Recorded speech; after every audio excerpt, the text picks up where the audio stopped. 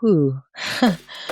Well, the last couple of years of my life have been very life-changing, not just because I became a mother. I also lost my father, which I've talked a lot about. So I wrote this song with Ben Johnson, who's producing my music now. And, we're almost top 30 country radio, and it's doing really well for us.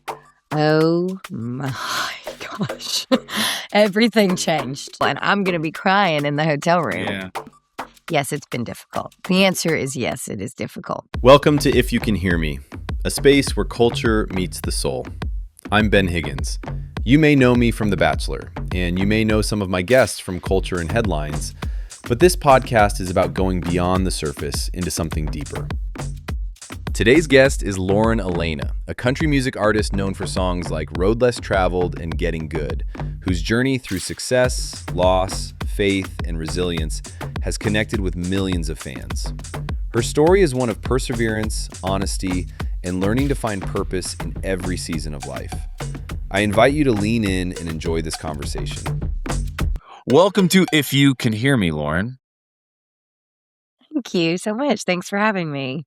This is a fun conversation for me. We're going to dig in a little bit if you don't mind, but to nothing that will cause trouble, but things that will hopefully open the world up to a different side of you, a side you talk about often, honestly.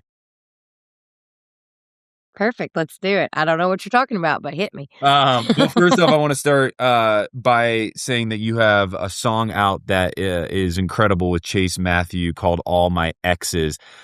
Before we dive into the nitty-gritty of who you are, I would love for you to take a second and talk about the song, why you're proud of it, kind of how it came to be.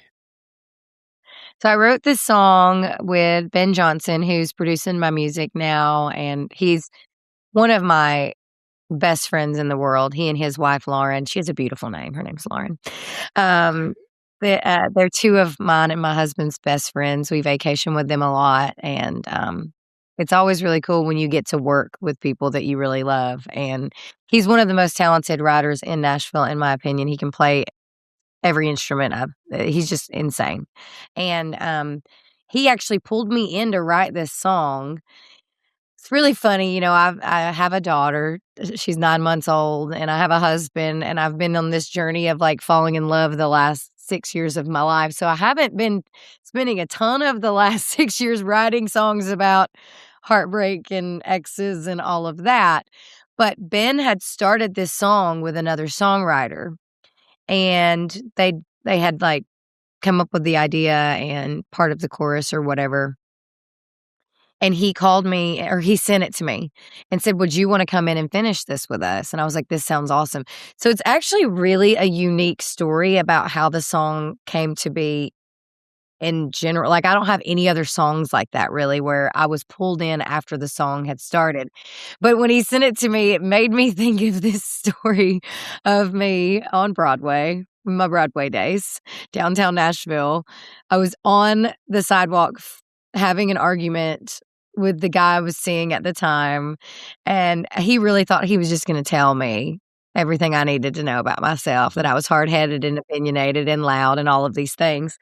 And I was like, "Well, you're not telling me anything I haven't ever heard before." So, and I remember like having this argument with this guy, and they sent me this idea. I'm not saying that you're right about me. I'm just saying all my exes would agree. And I was like, I've lived this moment. So I was like, sure. And I wrote the first verse on the way in to the studio to like write this song. And it was really cool for me though, because sonically it's a little different than what I was doing at the time.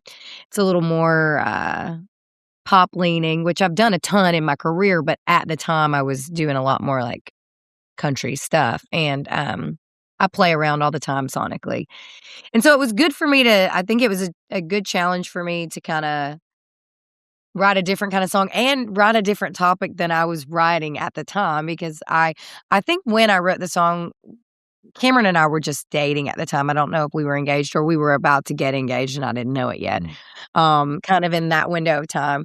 And it's really funny. I wrote the song and I came home and I played it for Cameron, and he was like, "This is your best song. This song is so good." I'm like, "I write you songs all the time." Song that you like. This is a song about me fighting with an ex on 3rd Avenue downtown on Broadway. Like, why is this your favorite?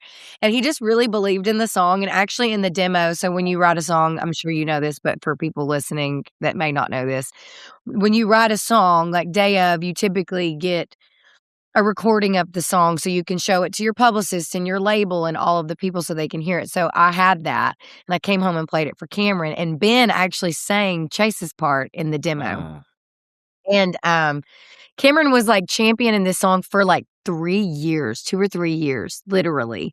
And we went on tour with Chase Matthew and Jason Aldean, and we became fast friends with Chase. And my husband played this song for Chase without telling me. I had no idea he was going to do it because I had not like committed to even putting it on the album at that point because it did feel different than the other music. And Chase loved it and agreed to do it. And then they pretend like my husband talked me into playing it for Chase, convinced me that this was the best idea ever. And Chase had already committed to doing the song to him and acted like he'd never heard it. They totally schemed me for this They went song. behind your back. But, I'm so glad he did it though, because I don't know that I would have even recorded it if he hadn't done that, genuinely. And we're almost top 30 country radio, and it's doing really well for us. And it's really fun. I mean, but it was cool the way the song came together. I wrote it about a different time in my life, and it actually opened up so much for me because, you know, as a songwriter and as a singer, I'm always like, I have to write about where I am right now. But before I met my husband, I was single for years and trying to find him, you know? So that's a huge chunk of my life, my 20s, of like dating the wrong people, getting ready for, you know, meeting my husband. And so I was like, I can still tell those stories. Those are still my stories, even though we're in a different space now. But it is really funny to have the song that is becoming my hit. And I'm like on Instagram playing with my baby and my husband. I ain't saying that you write about me. Yeah. I mean, it's amazing. I also am hearing this and the level of support, but also confidence that your husband has for you to like rock this song out. I think He's the best. yeah, sounds like it. He's the best. I don't know how much you know about. He's just a believer. You just got off tour with Rascal Flatts, right? Yes, I did. I did. I don't know how much you know about me, but I think you were on tour with Chris Lane as well. I was, yeah. His wife is my ex. I did not know that. Yeah, and her name's Lauren. It's a beautiful name. No, Chris and I are good buddies. He was actually the very first guest ever on this show. Wait. So this is okay. Really?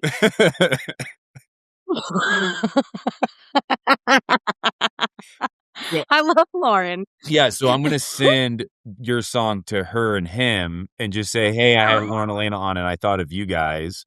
This made me think of you. Hope you're doing well. Oh, it's so good. Hey, well, you know what? We all have exes. We do. Some are better than others. And honestly, some of the things my exes have to say about me, my husband might say about Yeah. me. You know, we're still the same human, just one chooses to love us forever and the other one say, hey, we might find somebody better. We might be able to find someone that we could love better, differently for a longer period of time. So we do have things. Incredible. We do have things in common. We have a lot of things in common, though. Obviously, this is an incredible song. We would love to see it continue to climb the charts, continue to get played.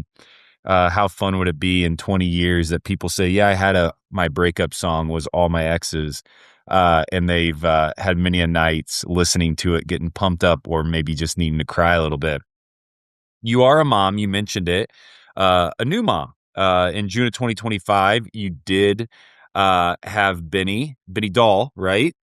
Benny Doll, yes. We call her Benny, but yes, her name's Benny Doll. Benny Doll. How's that going for you? I mean, that's a loaded question, but obviously I'm a new parent. We're kind of in it together, different stages, but similar stages in a lot of ways. How has kind of your world been changed? Oh my gosh. Everything changed in June. Everything. For the better, but I mean, obviously navigating completely foreign territory. You know, I've never been solely responsible for another human besides myself. Yeah. And I haven't always done the best for me. So I'm really trying to crush it for her. Right now, I'm in a season of, I breastfed her and she wasn't she had a latching issue, so we would bottle feed and breastfeed, and so I pumped, and I have, like, an abundance of milk, I'm very blessed, frozen in the freezer, so I am now weaning because we want her to be able to drink the milk and yeah, it was anyway, so I'm in a phase of, like, weaning from breastfeeding, and that has made me very emotional. Um I was gonna ask, I didn't know if it was appropriate, but obviously, like we at 9 months, my wife started weaning. We have freezers full of milk right now. And she's talked about publicly. It's really hard on. I didn't realize this. This was not taught to me ever, but her hormones, whenever all over the place, I am connection, I know. and it's a tough season. I am, in that very hormonal place right now. I could yeah, I'm probably going to cry talking to you, I can feel it. Mm. Um, uh, I can cry talking to the person at the gas station, so, Well, give me a little but I mean, credit. Don't just say that. yeah, Say you're gonna. you are gonna bring it out of me so Yeah, much more, you're so yeah. much Thank you. better. But yeah, I'm just kind of in this journey. It's such an emotional thing because I'm proud of myself that she's got more than enough milk to make it past her first birthday. You know, with my schedule and traveling, I would breastfeed her as long as she needed. Um, and I have, and I feel like I've done that, but I travel for a living and traveling with the pump and having to pump and give her bottles because she doesn't feed super well unless it's from a bottle. Um, it's just been a very taxing journey, but I mean, obviously I would do anything for her forever. Yeah. But I'm also just kind of sad because that's the one thing that like I am the only person that can do that for her. You sound like So fun. there's that. It's like yeah, it makes me sad, but um motherhood is crazy because it's the most joyous thing, but it, like, can be really heartbreaking when things like that happen, you know, because I'm like, she's getting older and that, it's just crazy. Yeah, so I'm doing that right now. My pump is sitting in the floor over there. I was really hoping you couldn't see it, but I don't think you can. No, I even if you had him in when we were doing this, I probably wouldn't even. You're so desensitized, aren't I'm you? so desensitized. My wife would show up with the 2 pumps that, aren't connected to anything, and my friends would call her Megatron because, like, everything's sticking out there and they're going, "Vroom, vroom, vroom," and we would just have to. Sometimes you gotta be out and about, and sometimes you gotta strap them on. Oh, I have pumped everywhere you can pump. Yeah, it's I have not been anywhere in the last 9 months. I mean, everyone in my life I don't think anyone sees the pump anymore yeah. that knows me. I pump where I gotta pump. It's just a thing. It is an interesting season though, and, obviously for the man, I think it's a little different. There's a love there, but the connection, you grew this child, you birthed this child, you hold the child for the first time, and the man at that point, I think for me at least, it was like more of a shock and awe, and then slowly but surely, you're a caretaker, and then you're like, I can't get enough of this little girl. But my wife had Winona and she changed. Like she became Mama Bear like that. Your daughter's name is Winona. Yeah, That is gorgeous. yeah, thank you. Oh, yeah. I changed immediately too. And It's crazy. and then the path for the mom is interesting because it is an emotional roller coaster, as you said. One of the things I'm interested in, I mean, a lot of things I'm interested in, honestly, when it comes to you and the season you're in. But how have you navigated your career and this passion? And we'll get into this passion happening early on in your life with also being a mom, and, needing to care for your baby. Has it been difficult? Has it felt natural? Just walk us through kind of the Mm. process. It she makes it easy. She's a great baby. So yes, it's been difficult. The answer is yes, it is difficult. But she is as helpful as a baby could be because she sleeps well, she travels well. Um, she's not a whiny baby, like, she's a champ. Mm. The things that are difficult are, she's you know, now that I've gotten back to work pretty normally, like, I would say it's pretty close to normal now. I mean, I baby stepped my way back into it. So, quite literally. Yeah. Um, I did not do that on purpose, but hey, here we are. Um, I'm in the most difficult season now Mhm. as far as balancing mom and baby. Yeah. I mean, and work. Yeah, mom life and work life because she's 9 months old. So, we have her on a schedule, loosely as much as you can have a baby on a schedule, but like she knows it.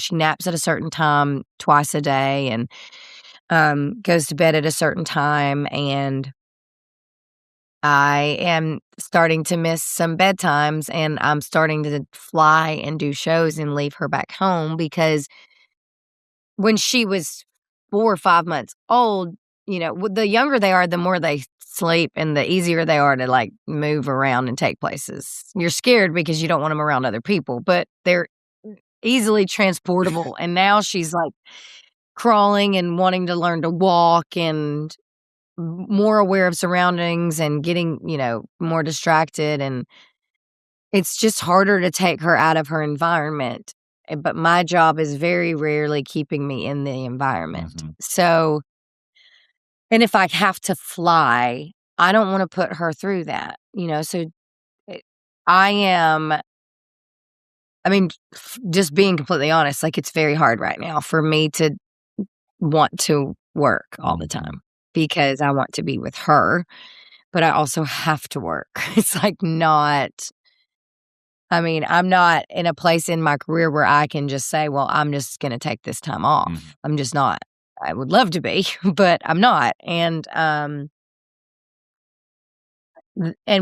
I am so fortunate, so I'm not, like, complaining at all because 'cause we're very blessed, but it's just right now, I'm getting show offers, and they're on the West Coast, so those would be fly dates, right? And we don't take the bus to the West Coast, and I'm not gonna take her to that because it's a 2-hour time difference for her, and we would have to fly with a pack and play and then set it up in a hotel room every night, and then, like, it doesn't work for her, And so I'm having to leave her, and my husband is the best dad in the world, and I have full confidence in him, thank God, because if I didn't, that would really be a problem. And my mom has helped out too, like, actually, my husband's out of town right now, and I have to work today. I have a show tonight, and it's in town, which is good, but I'm still gonna miss bedtime, so my mother and father-in-law are here helping with Benny.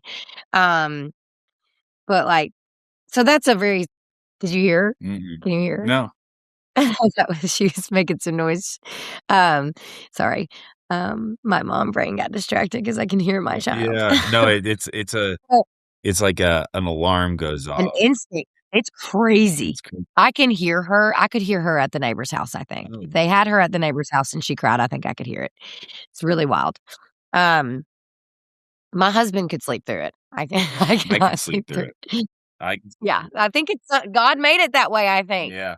I think mothers have, like, something in our brain that we can hear it. I don't know, it's crazy. Um, but anyway, so, I've got a couple weeks coming up that I'm dreading because I'll fly to the West Coast and play a couple of shows and then fly home, and I'll be with her for 2.5 days, and then I have to fly back to the West Coast. And, like, before her, I would have just stayed Yeah. out there, Yeah. you know? But I can't put her through that because each day I fly to a new city, I think. Yeah. It'd be So hard. I'm just not I can't do that to her. Like, it's not fair, to her.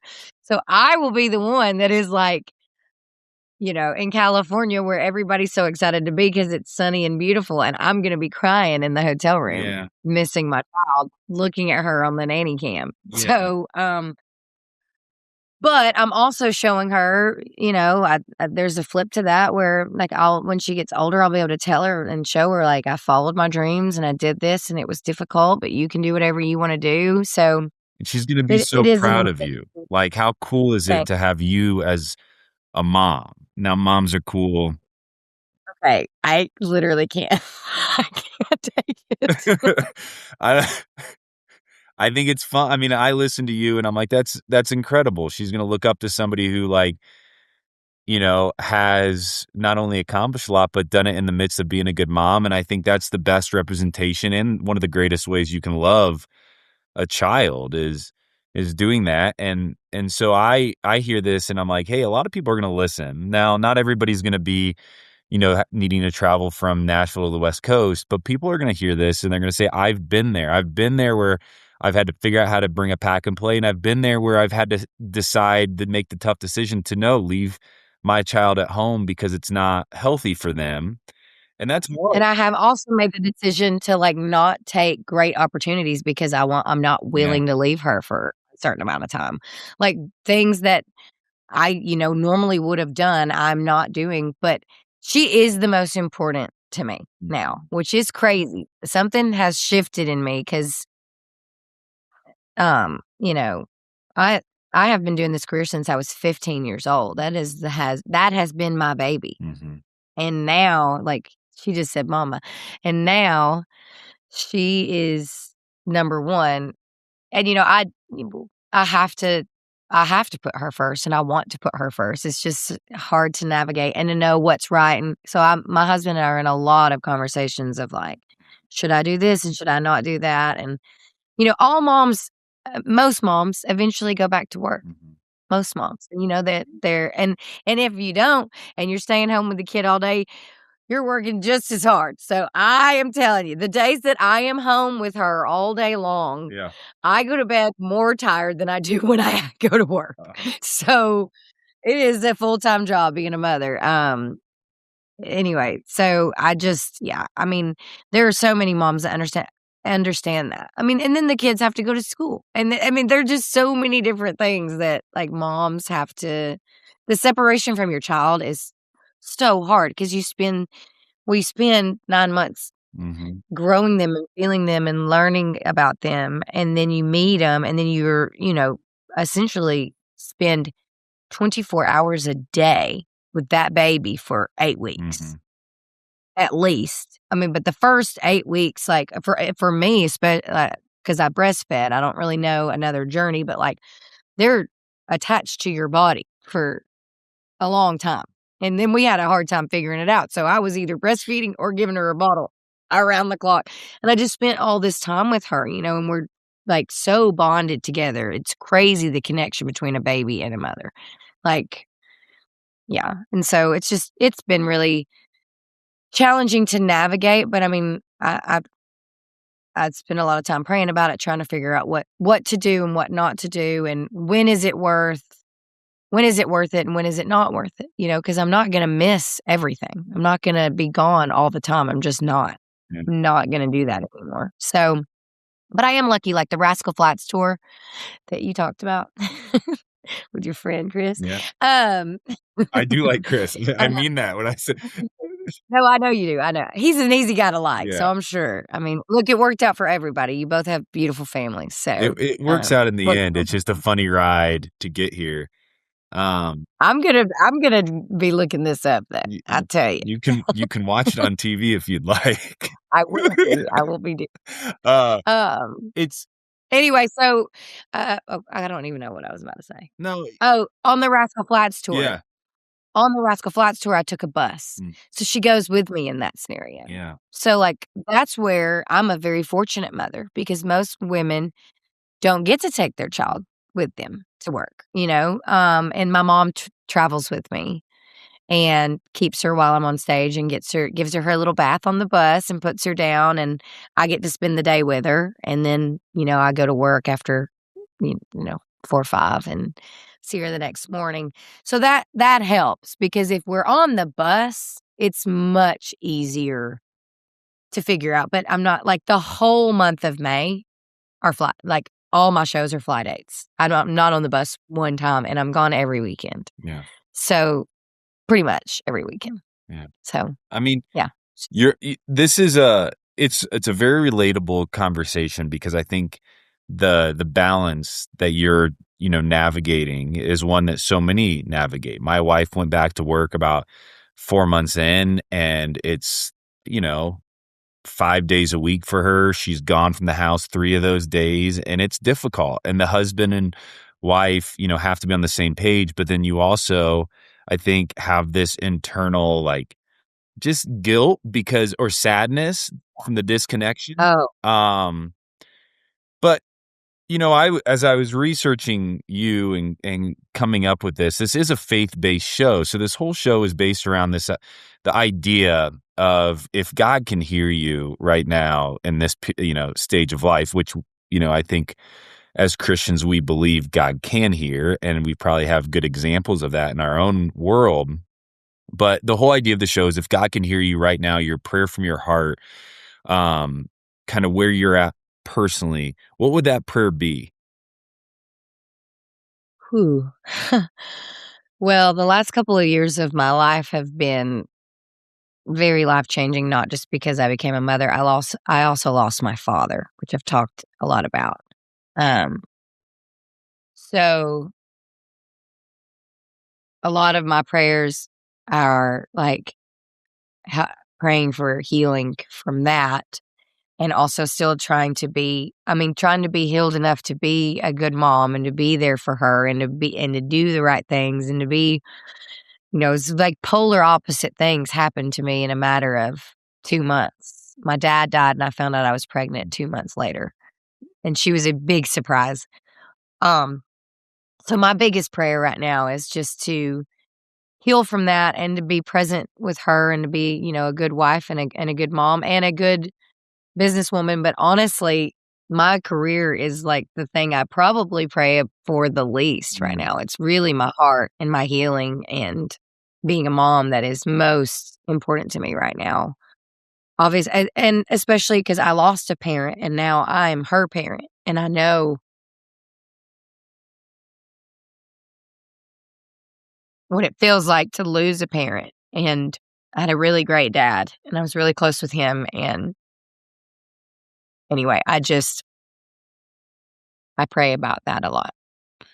The reason I asked the question the way it did is because there is one of the things that I think I appreciate about your career and the music you're putting out there is so much of it has been written from the place in life that you're at, like what it is happening in your world. If it's a place of joy, it's that. If it's a place of sadness and healing, it's that.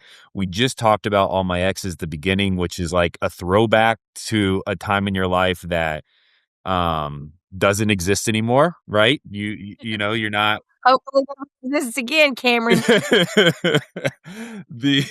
I'm not having more exes. I'm done with that. It's in my past. The question I have is, so as you write music right now, yeah, you have talked openly about losing a parent, and I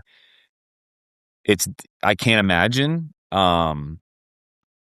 Obviously, those days will come, but your story is probably helping heal others while at the same time helping others feel less alone and hopefully helping you feel less alone by the feedback that you're getting.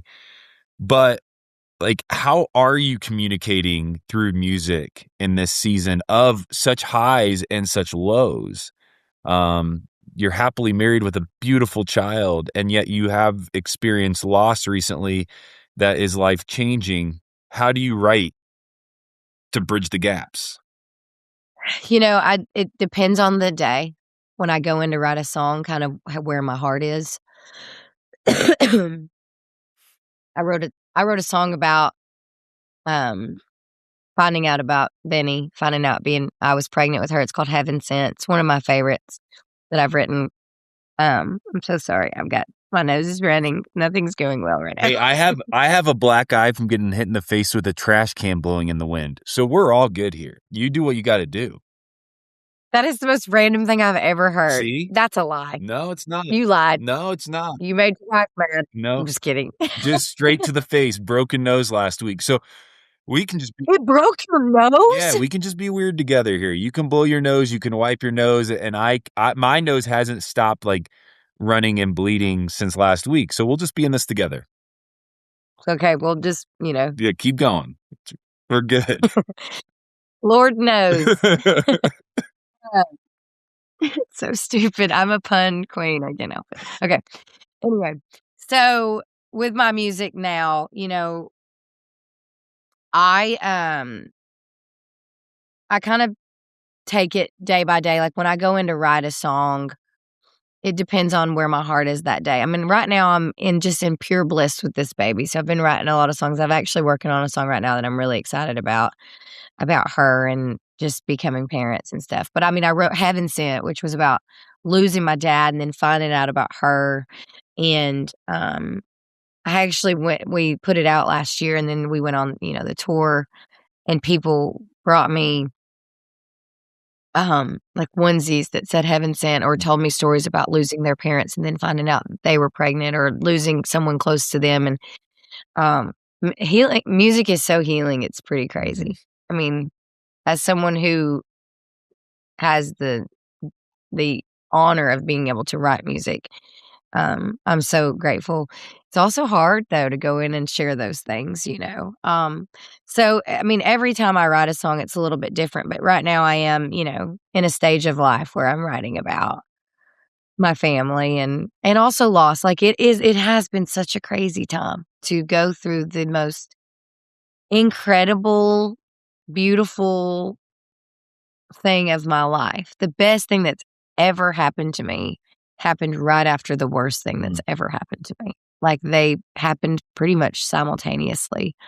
So my heart has been like just going in so many directions, but it's good for making music because you tend to write the best music when you really are feeling a lot. And I remember writing songs as a little girl. Like the first song I ever wrote, my aunt had a car accident. I wrote a song for her in the hospital. And that kind of started me writing songs because I was so upset that she had this car accident and I didn't know what to do for her. And I said, Mom, I can't do anything to help. And she said, why don't you try writing her a song? So that's what got me into writing songs.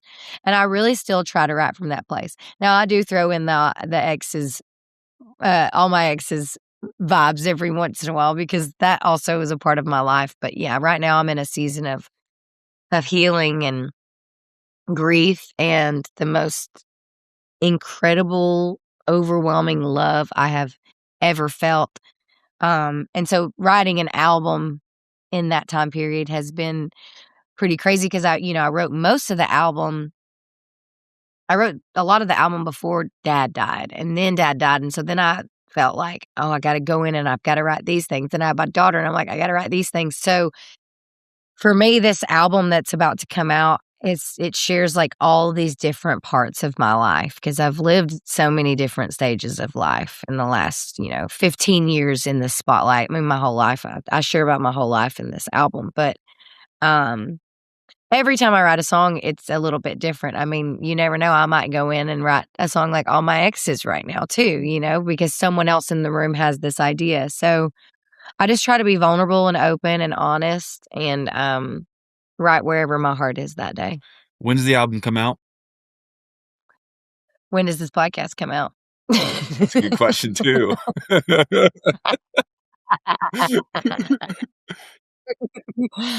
We have not announced, okay. But I'll put in here, but we are announcing end of May. You're announcing end of May, so fans can pay attention for the end of May for you to announce when this album will be coming out and where they, when they can get their hands on it. That's fair. Yep. It's also probably one. And I don't know. I think Corey's listening, so I don't know if should we even say we're announcing that in May or we just have some exciting news to make that summer. Yeah, maybe I'll say that. Corey, what do you think? We will. No, we'll definitely do that. Toro's Well, on. I can just, like, say something a little more vague if you want. Yeah, say, I'll ask about the album, and then you respond how you want. Okay. So you mentioned an album. Have you talked about when it's coming out? We have. We're not announcing yet, but, and my fans are so mad at me because 'cause they're, like, asking me because we put out last year, we put out 5 or 6 songs. Um, I think it was 5 songs. So people are like, "When's the album coming?" It is coming, but, what's so funny about the album is, like I just said a second ago, you know, I was in the midst of making this album, and then my dad passed, and then I got pregnant and had a baby, and I was like, I can't put an album out right now, like, what am I going to do? I have to have this child, and, I'm not gonna be touring for a few months." So, that's why we put out 5 songs. We put out 5 songs to kind of bridge the gap, and then All My Exes was the song that kinda took off for us, and it just so happened to feel really different than everything else on the album, so then I was challenged again to go back in and write and record some songs that kind of felt like that part of my life in that vein, just to have things that, um, aligned with it, not necessarily even lyrically, just sonically, because sonically it was so different. It was way more progressive feeling, like pop leaning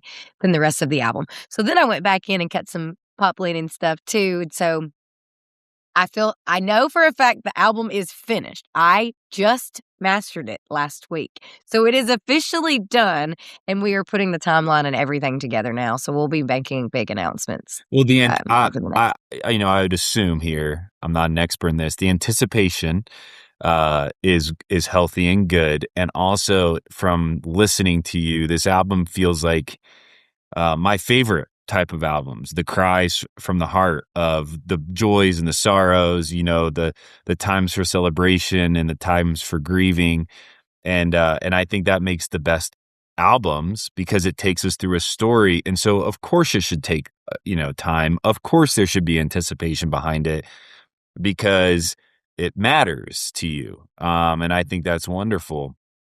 I want to switch gears in the last few minutes we have here, um, and talk about your faith.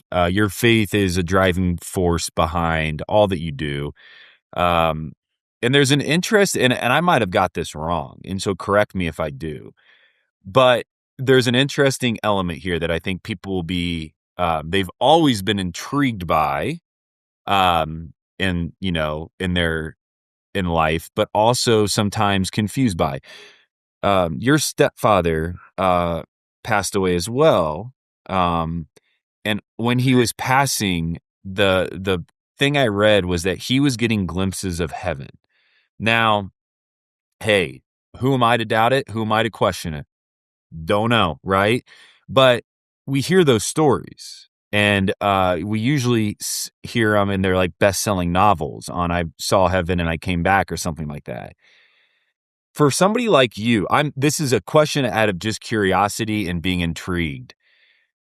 Witnessing that and hearing that and being along for that journey, what was going on? Like, what were you learning? What were you experiencing? What was he experiencing? It other than having my child and literally birthing a child and then placing that child on me and, like, being like, "Whoa, what is going on?" It was the most unbelievable experience I have ever witnessed in my life. My stepdad, I was very close with him as well. I was very fortunate to have him in my life as well, and he, got cancer. Very aggressive cancer. By the time they found it, it was stage 4. He fought as hard as he could, but the chances weren't high when he started fighting, and they got, lower and lower, and he ultimately didn't make it, and I just remember in that season of life, extreme anger for me, horrendous anger. I come from a very faith-filled family. We believe in the power of prayer, and we believe in miracles, and we believe in healing. And it started becoming very clear, or I started feeling like, maybe he's not gonna be healed. Maybe this, and I started really not understanding why that would happen if we were all praying and believing. In those scenarios, though, I think you start playing God and you don't mean to, but you start thinking this can't be the plan, and we don't know the bigger plan. But for me in that season, I was so angry and I had never prayed more, begging God for a miracle, begging God for any sort of relief for him because he was in so much pain and just going through such a just so horrific thing for someone to walk through and to witness it is horrific as well. And one of those things you just don't understand, and I remember he got sent home on hospice, and so he was, in the living room and in his hospital bed, and we were all just spending as much time with him as we could and helping mom out, kind of taking shifts, helping to like nurse him and help him out with the things that he needed at the time. And I remember it was like a few days before he died, I was sitting on my mom's back porch and I had this moment with God where I said, I've been very open about this and it's going to be like shocking to some people, but I said, Good. I know, I know you're out there. I'm pretty sure you're out there, and I know you can. You're probably listening to me, but when he dies, I'll never talk to you again. Mm. I remember saying that to God. I was so mad, so hurt, and just so confused and so lost in my own grief. And like 2 days later was the day he died, and he had been silent and sleeping quite a bit for a few days at that point. So we knew the end was near, just kind of a waiting game of when it was his time. And the hospice nurses, who were absolutely wonderful, told us that he may never wake back up, and it just, at some point he may just pass. But that was not our experience. He woke up randomly. We were all sitting in the living room with him, and he goes, I found it. I mean, it's clear as day. And we were all we were just sitting there as a family, so sad. And my mom said, you found what, Sam? What's going on? You found what? And he said, heaven. And I wish you could see it. It's so beautiful. And, me over there telling God I was never going to talk to him again. I was like, oh boy, this is not good. And he goes, there were so many crazy moments, but he looked so peaceful. It was really hard. It's hard to explain. We had zero peace at the time, the room filled with peace. And he goes, Mom. And he saw his mother and started talking to his mother. And my mom was like, what else do you see, Sam? And he said, Jesus. And he is so beautiful. Man, I wish you guys could see this. I can't believe this. And then he said this really funny thing. He goes, I'll never forget this either. He goes, what are you doing here? And I think about that all the time because that was such a Sam thing. And he was really funny and quirky. And I was like, who did he see? And he was like, I don't know if it was maybe somebody he knew that he didn't know had passed. I have no idea. I think about that all the time. But he goes, what are you doing here? But it was probably a 15, 20-minute thing where he was kind of just looked in awe and just completely it was crazy, and the thing about faith is it's blind faith. You have to believe in something that you can't see. And I couldn't see it. Yeah.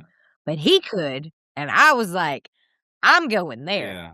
I've got to get my act together because I'm going there. I do not want to go anywhere else when I die. I want to see my mom. Yeah. I want to go, Mom, and he ended up saying, and he fought so hard to live. He really wanted to live, but he made it okay for us that he wasn't going to. Mm-hmm. He felt such peace, and he said, I have to go now. I have to go now, but I love you guys, and I'm going to see you again. I'm going to see you again, and I can't wait for you to get to see this. And those were his last words. And he died a few hours later. He shut his eyes and he died a few hours later. It wasn't like he said that and then he died right then, but he died later that night. But unbelievable. Like even me telling you, just I can't believe that happened to my family. Like I was in the room for something like that. And you do see these stories and you're like, really? You like went to heaven and came back? Like, what are you talking about? I don't know. Because it's just so miraculous. I mean, and he didn't come back. He went there, but he seemed really excited to go there. Like it is beautiful and peaceful. And my nephew was 4 or 5 months old at the time, and he was there. My other nephew was a little bit older, so I don't think he was there. I think he was with his grandparents. But my sister-in-law was breastfeeding. Oh my gosh! Now that I think about 4 months postpartum dealing with that. Mm-hmm. For her. Oh my gosh, that I've never thought about it like that. I've just had that moment where My I'm wife and thinking I like, have a rule in our house. When we have a moment like that where all of a sudden we get a different perspective or picture of somebody else, we immediately have to text them and say, hey, I was thinking about you and this is why. Because sometimes like those are little like kisses from God. God, God. Yeah, to like be like, hey, this was brought up for a reason today, and it's not just to talk to Ben. Maybe it's to tell somebody you're thinking about them. How did you kind of reapproach God then after this? Obviously, that prayer is one so many of us have prayed, right? Like, God, I don't know if you're still there. Can you hear me? Are you listening? Do you understand the pain I'm experiencing? God, I'm lost. And if you're real, I need you to show up. Those prayers are not uncommon. Well, he showed up. Yeah, but the reentry point to be like, hey, I didn't mean it. Like, I still, I am so sorry. I was like, let me say that prayer again where I ask you back into my heart just to be sure you're still in there in case I didn't in case I messed that up. Let me just do No, I'm kidding, obviously. How He did you go never left back my to, like, what was your conversations like with God after that then? It actually changed the way I talked to God because I started to feel a little bit safer in sharing. I mean, I did feel shame in saying that prayer, but I also I started a real healing journey after that. I went to this place in Nashville called Onsite, which was super transformative for me. And it actually that moment completely just redefined the way I see God. And I have honest, real conversations with him regularly now. Like someone said to me after that, that's okay to have that conversation with God. Like he's supposed to be a father to you. He wants to father you, and you're not always gonna get did you always get along with your father? And I was like, no. So you question it's okay to ask questions. I got a much more. It wasn't just it changed from I say my prayers before I go to bed at night, like checking a box thing. Not that that's the only thing I was doing, but it became more of an open line of communication for me where I do ask questions and I do weep to him and get angry and and also celebrate. So it definitely changed my outlook on prayer. It was a very definitive moment for me. Um, and I think it, made my faith stronger in the long run for sure. Yeah, what I hear there is like an authenticity of prayer at all stages. And I have zero doubt that God can handle it, that this wasn't pushing anything further away, but the authenticity of the beating of the chest and the crying of the heart to a God above who hears and knows is one of the most beautiful things in this world, and also something that I think listening to you, so many of us could learn from, is that open line of God, I'm not doing my best right now, and I don't know if you are either. I can't see you in this. Tell me what's up. Show up, please. I need you more than ever. It's wonderful because I think we have a God who cares. My daughter is proof that we have a God who cares because we're not planning on her or trying for her, and she came into my life in a time when I needed her more. Like, he knew Mm. that she just, yeah, she's such a gift to me from him, and I think my dad. Yeah, So, it's beautiful. Lauren, both all my dads up there center. yeah, that's, I wanna know who he saw too. What Isn't that crazy? What are you doing here? I will ask him that when I get there. Yeah, I'm like, "Hey, remember that moment when you were like, who surprised you? who was that?" Who threw you off a little bit? And I know, and I don't know if it was like, was it someone he didn't think was getting in? Yeah, Or like a dang, really? You? Yeah, Uh, what are you doing here? Wow. well, I know you got a show tonight. I know you got a baby to take care of. Hey friends, thanks for listening or watching. Would you take a second, follow, subscribe, and drop a comment? It really helps.